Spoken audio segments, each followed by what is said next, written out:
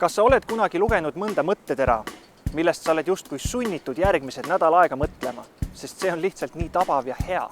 Mõnikord sead sa lausa oma elu selle järgi.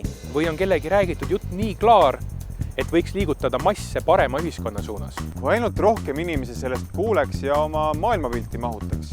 Meil on palju põletavaid probleeme, aga enamik on üheskoos lahendatavad. Lahendusi takistab pigem infomüra.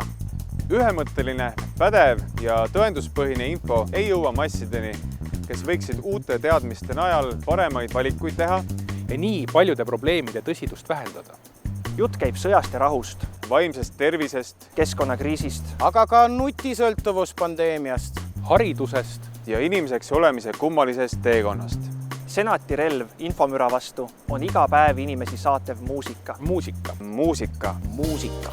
Muusika võib olla pealiskaudne ja zombistav. nagu kaubanduskeskuse ventilatsiooni pumbatav Magus lõhnaõli. Või liikuma panev jõud nagu värske õhk. Senat korraldab septembris Tartus ja Tallinnas Tallinnas ja Tartus Tartus ja Tallinnas, Tallinnas ja Tartus 2 muusikalist koosolekut. et ennast tutvustada ja võtta kuulajatega ette esimene teemade ring.